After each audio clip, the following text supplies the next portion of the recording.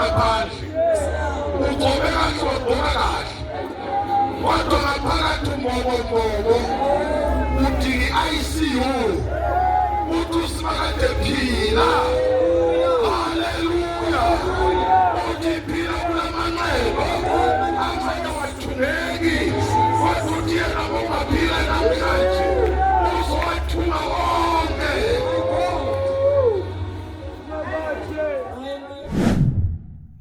Isahluko chapter 30 Zaga verse number 2 and 3.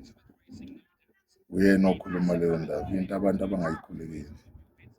Le icela nje ukuthi uNkulunkulu akusize ukuthi lokho uthi ngicela lokho ungakafi ngicela ungisize lapho nalapho.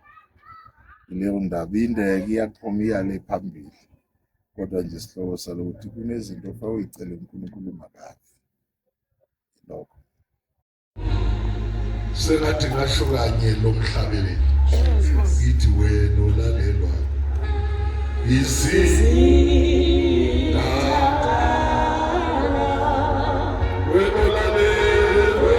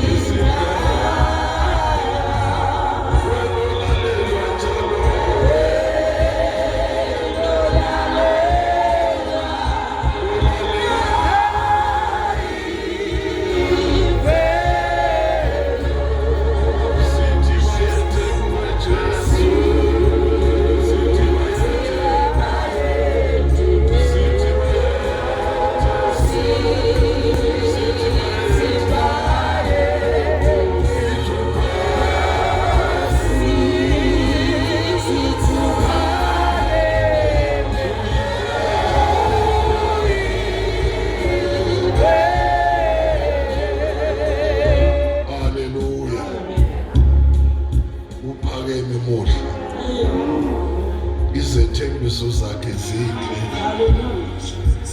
ziphakeme. Yes Lord. Kunomama wethu wale eMpumalanga eNasport ojwayele ufika ahlale lapha uyena walabo sofa bamnyama ushonele undodakazi wakhe omuhle udokotela wavela wathi qhimu ade bamyazi dialysis lento lena bakubhobozana esifubeni bakufaka amabhawodi bathi bavusa izinso ngiyayazi ke bake bangikhanda lapha eMalbert uma ubhotshozwa leyanto ukhumbula umama wakho sowafa ngendlela ebuhlungu bakubamba ngenkani bafaka idrill amathamba aqinile bathi kuze kubhoboke uma kubhoboka ke bafaka amapayipi 5 bawafake aphambane lapha esiswini sakho la ngemuva bafaka ama welding la namanathi njalo ke emva kosuku baba nesikhathi la abakusubela khona ekseni ngo3 unetathabusi balethele imshini ehamba ngamasonto abithi go bafike bayixhume bafaka iskrini esikhulu uyibhukufa balikhiphe lonke igazi emzimbeni ubuke lakho balijove balenze konke base beliphindisela kuthangu yokhalela abantu abakubambile aliphumi liphuma kancane libuye ka bonke lobuhlungu udlule enhliziyo manje ke usisi bejwayela ukufika ahlale lapha naye sikhonza naye njalo kade bawumkhipha awona amapayipi angithi esebukeke ingcono impela ke ngaphambi kwayizolo wayesiya lapha uma bemfaka itheater akabangasafu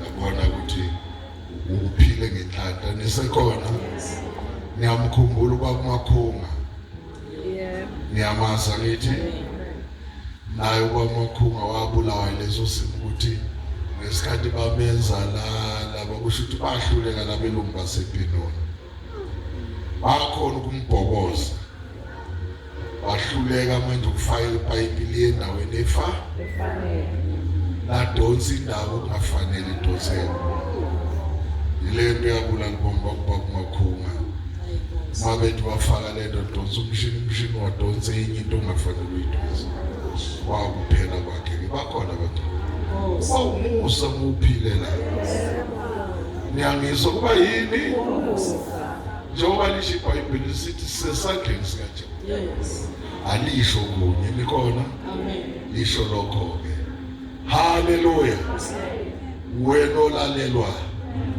izidalwa uphinde ulalelwe izingelosi uphinde ulalelwe imvelo uyasilalela masithi Nkosi siphilise bakhona bazalwane usesenjani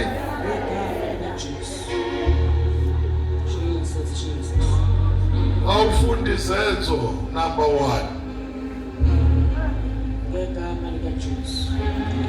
verse number 9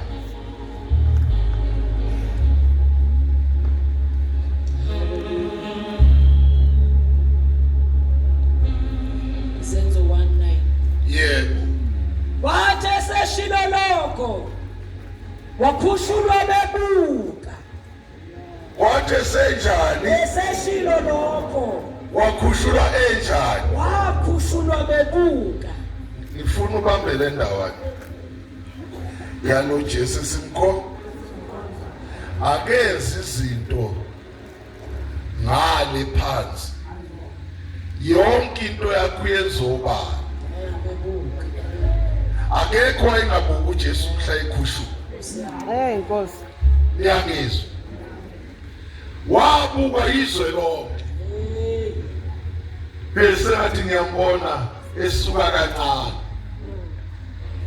wakhuphuka kancane wazofika la baqala manje nekade bekhuluma ukuthi lo Jesu manje kwenze njani wahamba wasithela bakhona basa amen uma usithela akasithela ngesabukeka kwathi maye ngaphezulu kwetende wakhava yifu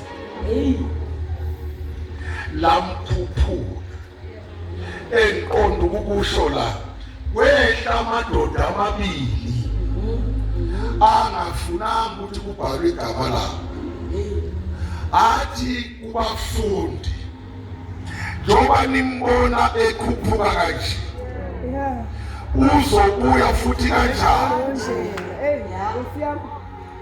nayi into engifuna uyibambe njengoba wakhuphuka ngaphambi behle kwamemeza uIsaya lesekona wathi uIsaya ukhona ozokwehla ezoba umhlatshelo emhlabeni bakhona bazalwane wamemezela uIsaya wamemezela wazwasho lapha kuchapter 7 or 8 wathi intombi izokhulelwa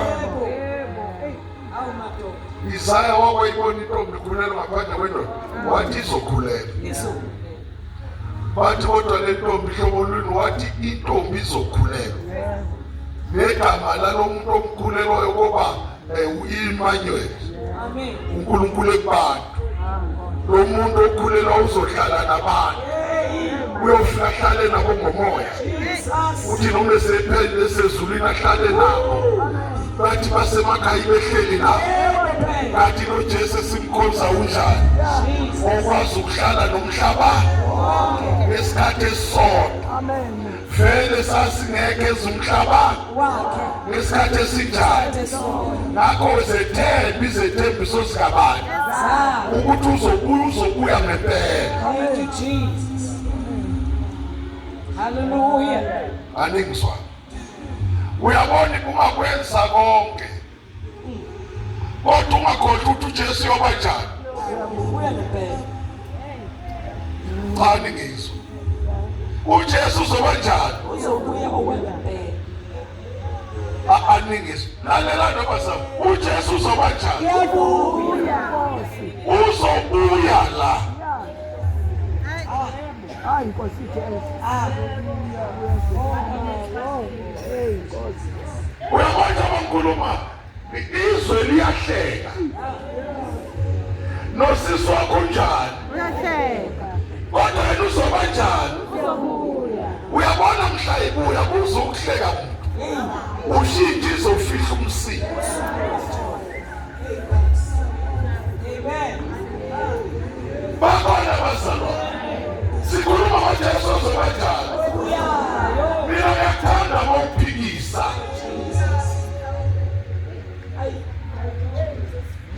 aphikisa umuntu azakhiphe amafikile empumulweni. Siyabonga mawuphikisa kodwa uJesu uzoba njani. Uyabuya. Awufunde funda Wathi eseshilo lokho waphushulwa bebuka. 1 Ifu lamsusa emehlweni abo. 2 Bathi besegqolozele ezulwini. Buka. Bheka amadoda amabili ayemi kubo. bawonile bagcine begolozela uJesu esithe kwathi emva kwalokho babona yini Amadoda amabili azofuna ukufunda. ayemi kubo. Nkosi yami Ebhethisa ingubo ezimhlophe. yebo Athi madoda seGalile. Nimeleni nibheke ezulwini na. Nkosi Jesu uJesu lo osuswe kini enyuselwe ezulwini uyakuza kanjalo njengalokho nimbonile ezulwini. uzoba kanjani. Uyakuza kanjalo Anibonile yaphi. eya ezulwini. Uyabona bengisane isikhathi bengizochaza ukuthile la kaJesu nisekhona.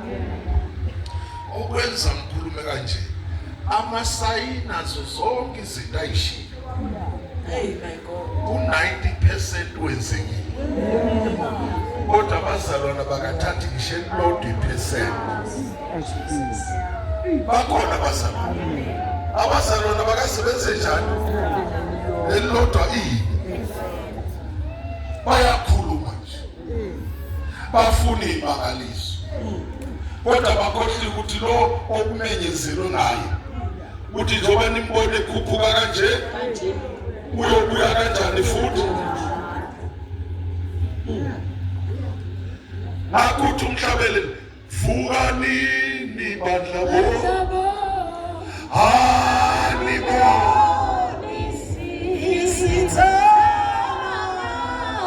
shomanini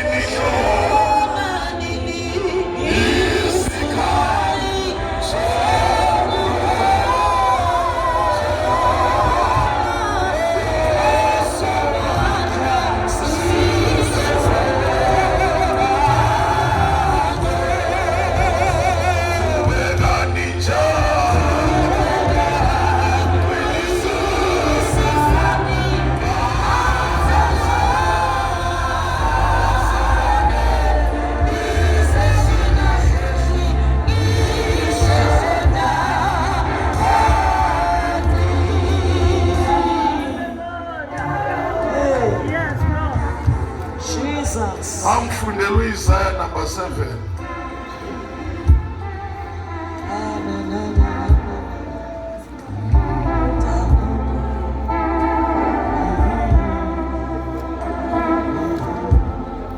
Funde Isaiah chapter 7. sibonakaliso sika Emmanuel. Bathe ezinsukwini sikaHazi indodana kaJothamu ka-Uziya inkosi yakwaJuda, yebo, uResini inkosi yase-Aram noPheka indodana kaRemaliya inkosi yakwa-Israyeli bakhuphukela eJerusalema ukulwa nalo, kepha babengenakulinqoba. iJerusalem Hawu, alinqobeki ini, khulumana lijani, funda. batshela indlu kaDavide ukuthi i-Aram limise kwa-Efrayimi, yayisiqhaqhazela inhliziyo yakhe nenhliziyo yabantu bakhe njenemithi yasehlathini ithuthumela ngomoya. Kepha uJehova wathi ku-Isaya, mawuphume ukuhlangabeza u-Ahazi wena noSheyari-Jashubi Yebo, indodana yakho ngasekugcineni ngomsele wechibi lasentsha elingasendleleni yensimi yomhlanzi, usho kuyo ukuthi qwayi uthule, ungesabi, nenhliziyo yakho mayingadangali ngemsila emibili yalezi ikhuni eyithunqayo. njalo uma kuzokwenzeka into kaJesu kuba nemsila emingaki enjani, akuvele nje kuye uJesu kuthuleka, akuvele kuze uJesu kuthuleka. Lapha kusamenyezela ukuthi uJesu yeza, wonke umuntu angathuswa imsila emingaki, Emibili ethunqayo. iyathunqa, ithunqela yena, ayithunqela uJesu, ithunqela amehlo akhe izinto ayibona. Ngakho yekela into ethunqela wena, ngoba uJesu yena unjani. Ngifuna ukusho lesethembiso sivale, funda wena. Xwaya uthule, ungesabi, One, nenhliziyo yakho mayingadangali yeah, ngemsila emibili yalezi ikhuni ezithunqayo, Nkosi yami, ngokuvutha kolaka likaResini ne-Aram nolwendodana kaRemaliya. Ngoba i-Aram no-Efrayimi nendodana kaRemaliya bacabile kubi ngawe, bathi masikhuphukele kwela kwaJuda silikhathaze, sizinqobele lona, Nkosi yami, sibeke inkosi phakathi kwalo indodana kaThabhiyeli. Ngalokho isho inkosi uNkulunkulu ithi, ithi, akuyikuma futhi akuyikwenzeka, yebo, ngoba inhloko yase-Aram iyiDamaseko nenhloko yeDamaseko inguResini. yebo, Phakathi kweminyaka engama-65 u-Efrayimi yakwaphulwa ngabesaba isizwe. Inhloko yakwaRemaliya, inhloko yakwa-Efrayimi iyiSamariya, inhloko yeSamariya iyindodana kaRemaliya. Uma ningakholwa impela nikuma. yonke lento eyenzakalayo iyobonwa ngabanjani? Lento ibona ngamehlo akhe, bazophumelela kanjani? Uma singakholwa sikuma. Nakulezi insuku uma singakholwa ngeke sifike lapho esibizelwe.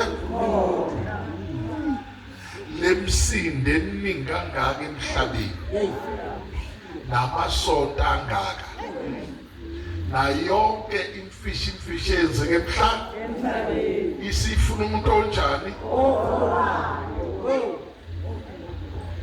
Amen. Akudingi ukuthi uhambe ulalela ilimi zabantu, sekufanele ukholo yilento uJesu ayishilo ukuthi njengoba wamenyezela ukuthi ukhona ozozalwa inkosi, waze waqanjwa igama, akubalwanga iminyaka, weze emhlabeni wafika wazala, umezelwe wadinga ukuthi ahlale 33 years emhlabeni esalungisa lento ayishilo yena ngomlomo womprofeti. Bakhona abazalwane, kodwa lento ngiyikhulumelani laba abantu bakude kabi nami ngisho, kodwa bengifuna uyizwe nje lento kubekanye. Bakhona abantu, ukuzeze ibhuku zikaIsaya zibone ngaphesheya, ukhona into eyayiplaniwe maphakathi ukuthi khona uhlobo lusemhlabeni oluzopresentiswa olungeke luphelele emhlabeni noma ungafa ubulawa yicancer izulu liyoshayizana lithi siyabonga ukuthi icancer umbulele kodwa ke uzuphelele emhlabeni ukufika ubheke nakulokufa okusiginqa phansi usiginqa sikubani ingizwa kahle kufanele ugawule kubheke nalokufa okudla inyama yabakholwayo ukuthi lolu hlobo lukholwayo lunenkinga lulambile lunenkinga kuyicancer nakuyikhoma luyinkinga sekuthe udokotela kwenzeki kodwa inkinga alihlala imile uthambani yomgqiba kodwa negqiba into engekho ngoba naleyo nhlabathi egqiba inyama yomuntu isenkingeni ukuthi kanjani kodwa yona ikuphi isenkingeni. Asiveze lolu hlobo abaseRoma asibafunde chapter 9 sifunda kancane nje bazalwane ngithele indaba ifuna isikhathi eside uzabazalwane ayilungisele buya kwakhe basezenjani awukholwa idlakahla amasamiji namavosi ukhona usuku oluzayo mawubona igrant ungakhohlwa ukuthenga inyama uzuthenga inyama ngemali encane yegrant ungakhohlwa ukuthi mazuyikhathi inyama ngiyidlanga khona dlala usuku lukaJesu lunjani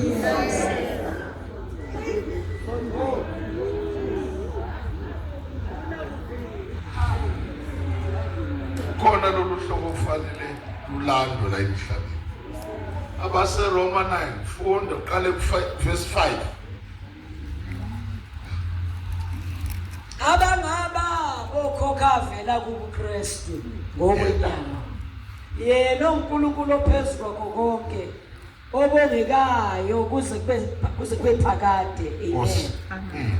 Akusikho okungathi izwi likaNkulunkulu liphuthile ngoba sibabonke abavela kuIsrayeli abangaba kwaIsrayeli nababeyinzalo kaAbrahama bonke abasiba abantwana kodwa kuthiwa ngoIsaka iyabizwa inzalo yakhe. Lokhu kungukuthi akusiba abantwana benyama abangabantwana bakaNkulunkulu nabo asona kusibabalani abantwana bakaNkulunkulu uzamwehlukanisela ukuthi ume kuJesu uzokhipha ibandle ba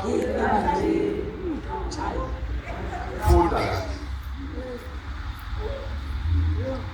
lokhu kungukuthi akusibo abantwana benyama abangabantwana bakaNkulunkulu nabo kodwa abantwana besithembiso bathiwa inzalo. Abantwana bani abesithembiso babizwa ngani inzalo. Ungajayekela ngifuna ukudlulisa le ndawana yokuthi le nto ibizwa ngomzalwane ayivelanga nje yabizwa ngomzalwane wathenjiswa kwabhalwa phansi ukuthi khona uhlobo lomuntu ozofelwa emhlabeni ozobizwa ngomzalwane athe senyameni kodwa esemoyeni. Ngizweni kahle uthe kuphi kodwa uphila emoyeni ngoba kunomehluko phakathi komuntu osenyameni angazazi izinto zikamoya. Lolu hlobo uhlobo lokuthi uthi usenyameni ibuphila ngezinto ezikumoya.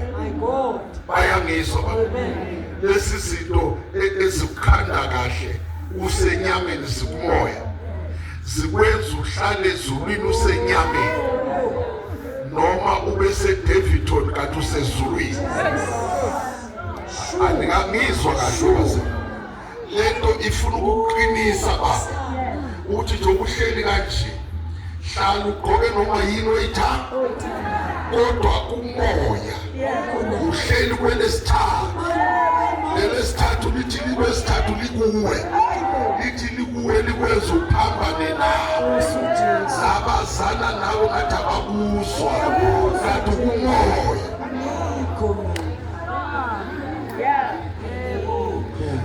Bazalwane khona sikhuluma ngezethembiso zikaJesu.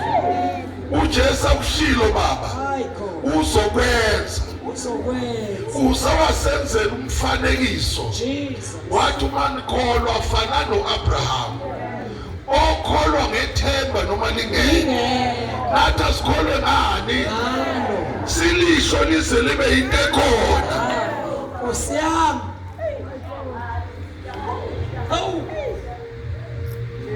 Bakhona abazalwane. Lokho kuthiwa umzalwane akuselona uhlobo lwamafuphasela. Selukholwa ngethemba. Kuthi ungekho lutho uthi kunjani? Uyabona uma bekuphikisa ngoJesu ngokuphatheki kabi.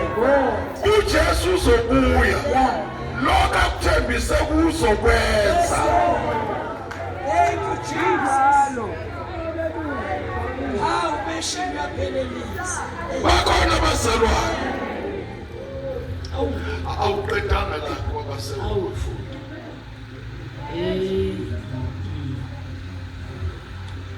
Kodwa abantwana besithembiso bathiwa inzalo, ngokuba lesithembiso lelizwi lokuthi ngalesikhathi ngizakufika khona uSara uzaba nendodana.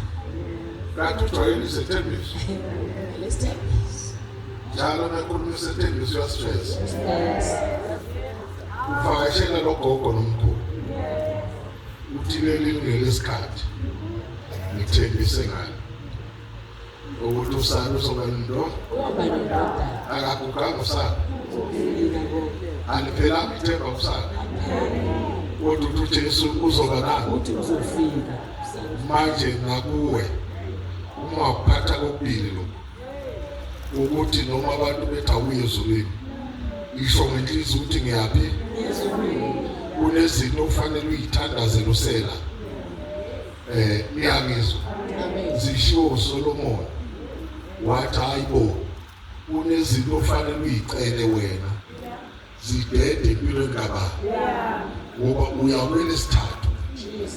Ezinye zazo zingakuphazamisa. Manje leli sithembiso nilalela kodwa. Lelizwi lani? Lesithembiso. Ninikeza isithembiso sesiqiniseko sokuthi okucelayo. Amen. Nokusho. Hallelujah. Ngenxa yokuthi kusho yena. Ungabazi. Into okufanele ukhule kuyo. Ungabali insuku nenyanga neminyaka, ngoba yena umesha akabali insuku. Uthi ngizobuya, athi isethembiso engishilo lesokuthi uma uhlala kimi uzawukhuluma noma yini, mina Jesu ngikwenza ngomlomo wakho. Hallelujah. Inkosi Jesu ayizwakali kahle. Lolu hlobo azolugcwalisa okuthiwa usiba benyama, azogcwalisa. Kodwa yilapho uJehova washo ngabo, wathi abesethembiso abaphume emoyeni, umoya usenyameni. Baphumaphi? Kodwa lo moya uhlala enyameni. Lezi zinto azisho okhokho waphindwa wazisho ngomlomo kaJesu, zipheleliswa kuwe manje, ukuthi kulezi insuku zokugcina kukhona uhlobo leyobekezela. Asibekezelele ukuthi sithole igranti kahulumeni, sesibekezelele ukuthi uJesu wathi.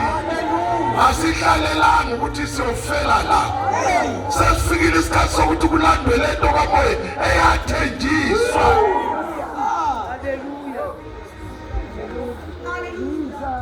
Bakhona abazalwane. Jesus. Lebaza uJesu uzobuya. Njengoba nimbona nje ekhuphuka kanjani, uzobuya kanjani. Uzobuya kanjani. Ya. Khuluma nami. Awubuyele lapha uzenzo 9 ukhona nisafuna ukusho sithandaza.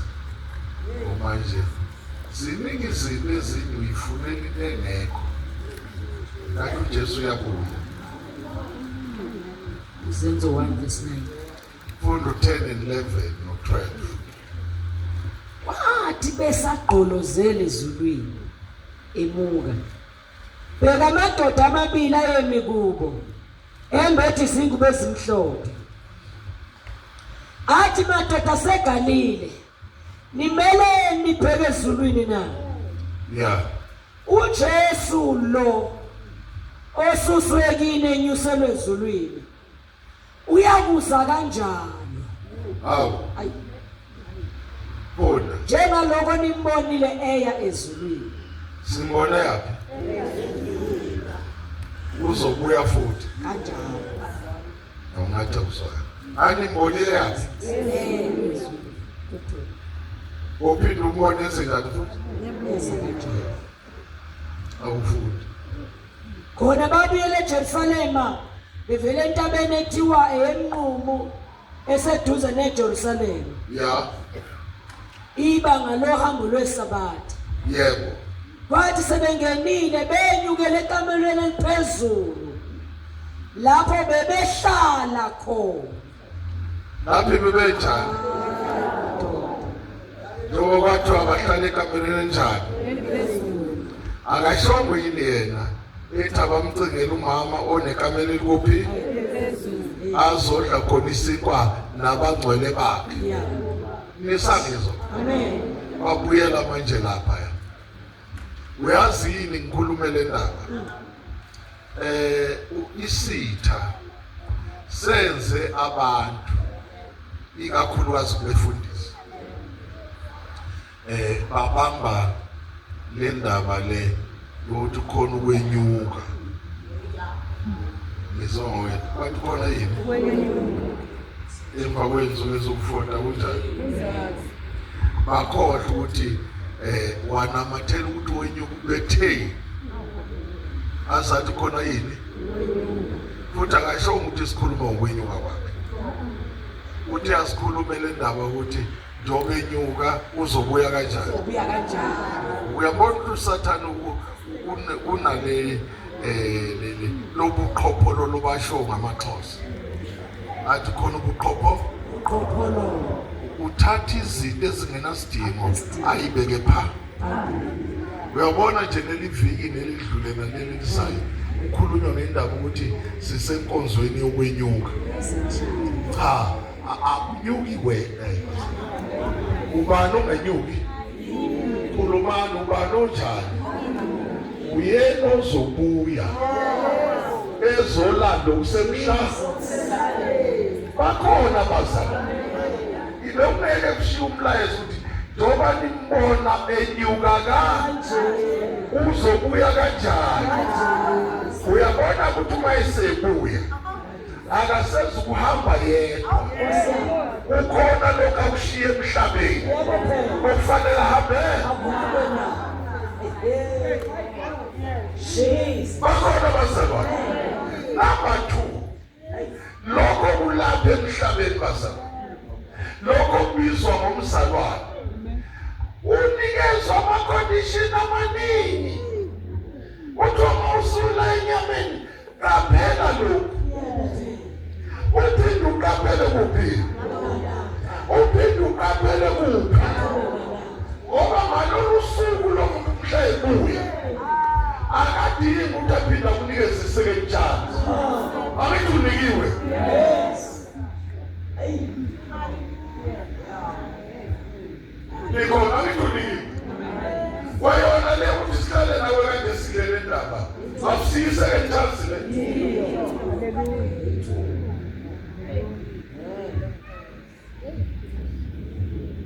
Bakhona basa. Amen. Njengoba nimbone njani? Nombone senjani? Ehlele mhlaba. Uyabona ke nange ngikuthanda la. Singadluli. Umehla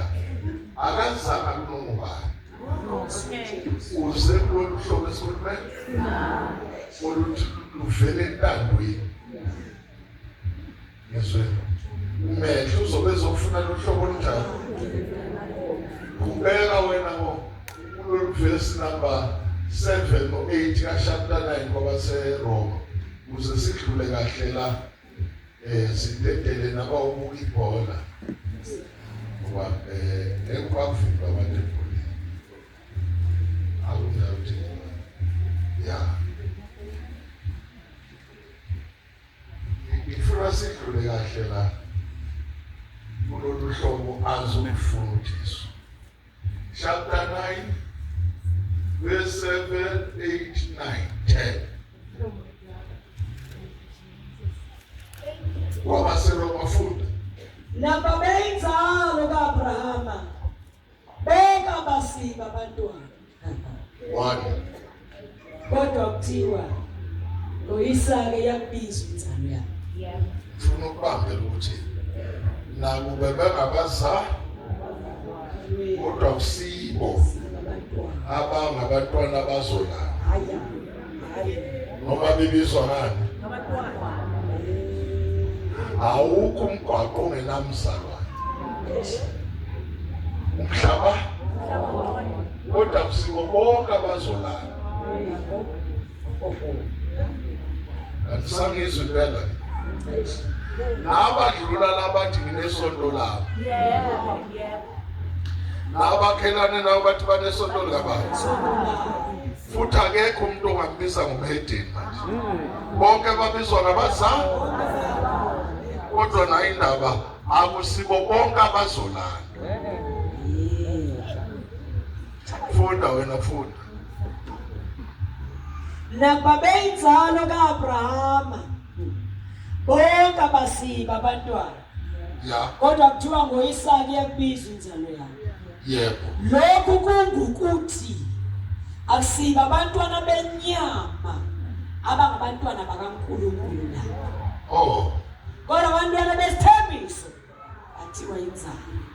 abantwana bani Isithembiso babizwa ngani khuluma nonke esontweni abantwana bani besithembiso babizwa ngani. inzalo. Uyabona uthandanga omzalwane wathenjiswa kwelesithathu kanti nawe uzofaka kulesethembiso manje kungasiyeki uma ukhethela ukufaka kulo basket wesethembiso. Angiphindi wathandiswa akushiya ukuthi unabazalwane kuthiwa kukhona abazalwane abazohlungwa.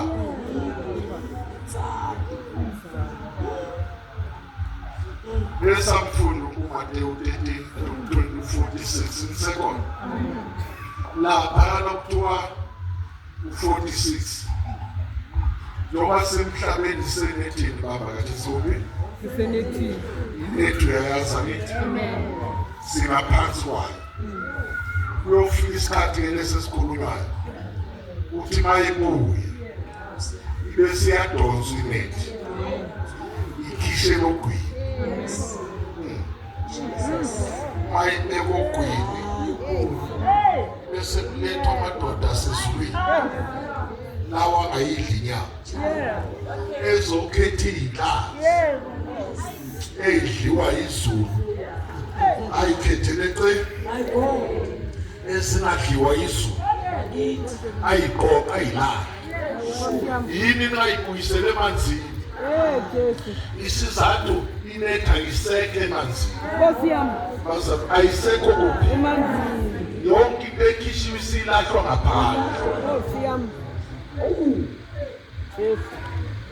Bakhona abazalwane Haleluya. la isifunda khona siqonda ukuthi njengoba nimbone enyuka uzolanda lolu hlobo lokuthi sizolanda lokho kwesethe uzobona umhlolo wena mhla uJesu ebuya ukuthi umhlaba uyosala ugcwele kanjani. Angizwe yebo ufike eMolo ngekubona ukuthi khona baba kulobe kugcwele indlela ongazawi Yebo. osele athi abantu bashumayela abanamanga Nkosi yami. kanti abanamali. Lolu hlobo kade kufuneka lwenziwe njani? Hey, kuthiwe, hey Nkosi yami.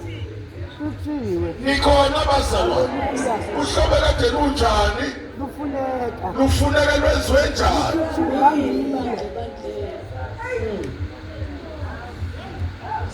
Cela umadlale la. Ungezinjani? Ungangifundela uJuda kodwa. Inkosi. Nkosi yami. Sona linyalelwe lesi sikhathi. uJuda unesahluko esodwa okwenza ukuthi angabi nencwadi eziningi la eBhayibhelini. USathane walwa nababhali ukuthi utawabona into enkulu ozobona nawe. Yebo. Ntolela uJuda afuna uverse 14. Silungise lokhu masinyane sivale. uEnoch owesikhombisa kusukela ku-Adam waprofetha ngabo. Wenze njani Enoch? Yes. Nalabo bantu labo kuthiwa abesethembiswa. Kanti babona okudala. Hey Nkosi yami. Funda. Waprofetha ngabo wathi bheka inkosi iyakufika nabangcwele bayo abayizigidigidi. Haleluya. Aba 144. Abayini? Abayizigidigidi. Oloba 144 akaphuzanga. Kanti uJesu sola digidi emhlabeni esingabali.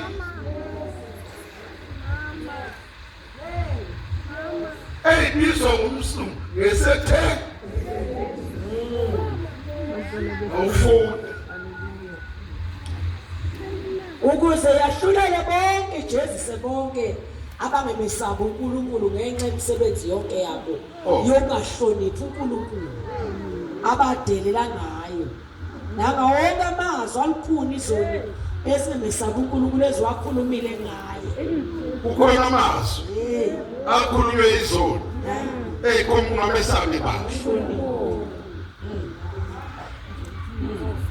Uyabona nje kwayeka uNkulunkulu uyokhonza umuntu. Uwedelela izwi lakithi. Nouye kusimakade khona uthi ukhonza ababili. Wedelela ba. Engathuli bazathana. Uye uNkulunkulu oyenzela umhlabathi omiku. Uyokhonza ugogo wakho wabona enhlabathini. Uright mawenzi. Kunamazwi ashiwo ngabantu. Abanye bawasho ngomlomo bawenze ngezenzo. Uyabona nezenzo zokungamlalela ezwini kabantu. Udelela abantu.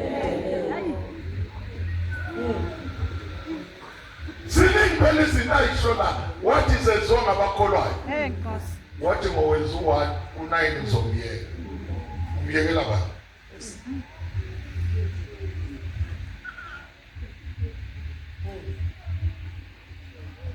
Awuqedanga lapho uJuda kufuze bese ugcina. Yilabo abakhona nawo nabasolayo.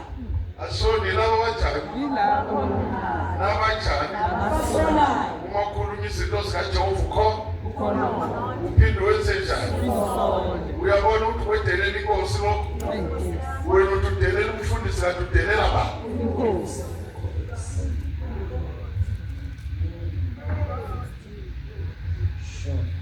Awuqedanga. Yilabo abakhona nayo nabasolayo. Yeah. Behamba ngeinkanuko zabo. Yebo. Umlomo wabo uNkulunkulu wangala. Betusa ubuso ngenxa yenzuzo. Betusayi. Ngenxa Yenzuzo.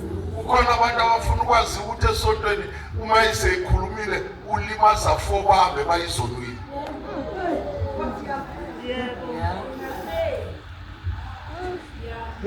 Ithi kukhona uhlobo lwabantu olukhonza nawo. Oluyishaya isifuba nokuthi kunabantu abangaka siwabahlalisa phansi. Lokhu ishaya ini? Ukuthi kunike singakufi futhi ngizobaqeda bo.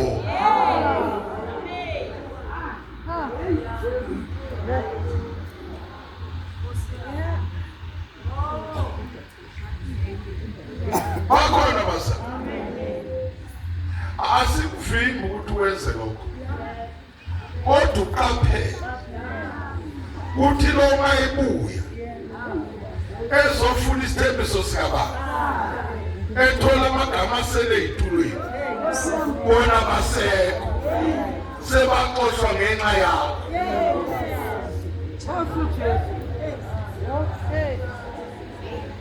Amen. Ayifihlungu le ndaba kodwa kuba khona umuntu oyedola imali ngenxa kababa.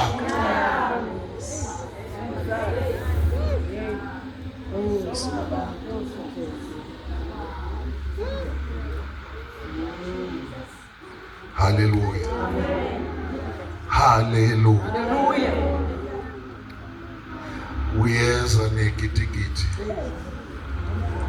azoyilanda umhlaba. Ngicela ungasali kulezi gidi. Ngokukhonona nje nangokusola. Nangikhuluma into eyizi. Nanokuthi ungamthanda ugogo umntana bese ukhuluma nomika. Cha, lokho okwenzayo awenzeli lotha umfuni. Uyilimaza abantu. Bakhona bazali. Nawe ke khula. Uthi noma bakhulume noma kanjani empilweni kabantu. Ungabambi igqubu lomuntu ongayilapho uya.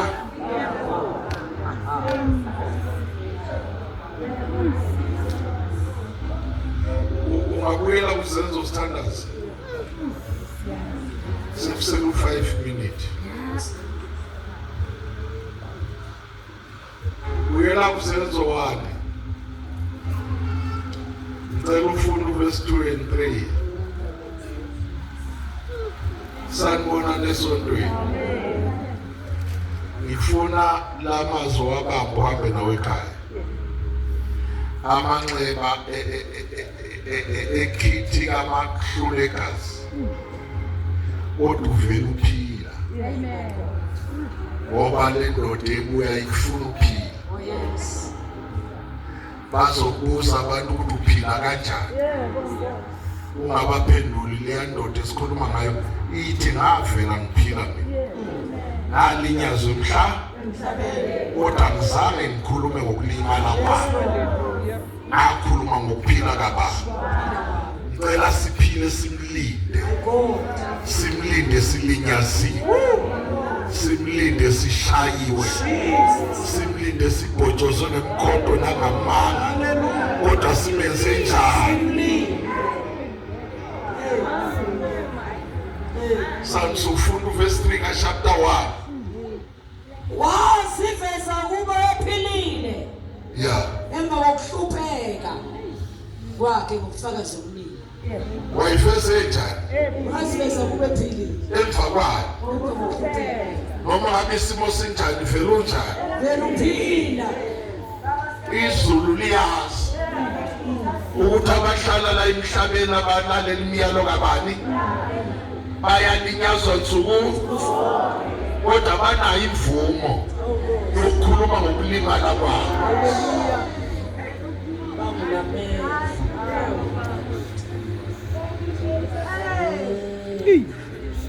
Bakhona abazalwane. Hallelujah. Wayifeza kube njani? Ephilile. Emva kwakhe. Baningi abambuza abafundi bakhe. Bathi kodwa bekunjani ushawa kanje? Akaphendulanga ngisho nonjani. Wavela wakhuluma ngombuso wezulu. Jesu. Yekela bonke abantu ukuthi bathenge nawe kulinya. Yekela nabakufonele nabakushaya ku-Facebook. Bayeke vele unjani. Hallelujah. Jesus. Thank you, Jesus. Hallelujah. Abamlindile. Baphila kungaphila. Hallelujah. Abamlindile. Hallelujah. Ngiyababona sebelungile esixukwini. Jesu. izigidigidi, abanye babapholisa ngamatshe, abanye badumulwa ngebhazo, kukhona abaphethe imbazo. Yekela bagence lapha abathanda khona, kodwa wena vele unjani? Wena uphila. Hallelujah. Shout hallelujah. Hallelujah. Shout hallelujah. Hallelujah.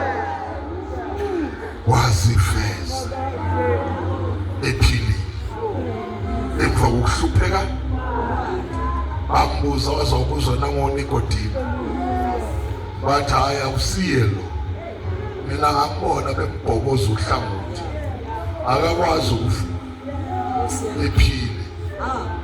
Izulu lathi vula lafaka isandla, wawa phansi. Nawe kubo bonke abasho noma yini empilweni kababa, vele unjani? Wena uphila. Ngoba lona othembisa ukubuya buya. Thank you, Jesus. Akalindele ukuthi athole abantu abanamanxeba, Hayi. nabalinyaziwe emphefumulweni, My God. nabalinyazelwe into engekho, wayithola na usufana nabo. Jesus. Uyabona emini namhlanje ibe ngacela nje ukuthi Inkosi Jesu ngisize ninamanxeba emoyeni. Nkosi. Hallelujah. Namanxeba olinyazwe wona uJesu uthi phila phezu kwawo. Hallelujah. Woo. Mighty Jesus. Sesiyathandaza na Hey. ubukeka umuhle ngaphandle, ugcobe kahle, wagqoka kahle, kodwa ngaphakathi umbobo uthi i-ICU, uthi usimakade phila. Haleluya. Uthi phila kulamanxeba, amanye wathungeki, wathi uthi yena ungaphila namhlanje uzowathunga wonke. Wasiveze philile. Bakhona bamanxeba agcwele imphefumulo, woza sithandaze nawo.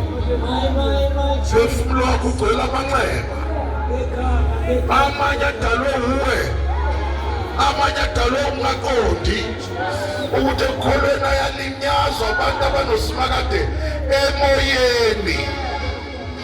Hallelujah. Hallelujah. Hallelujah.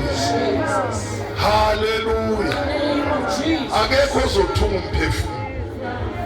Nangu sekhona. Lamanxeba akuphethe xa zonke. Usuku lwakho uthungwe namhlanje.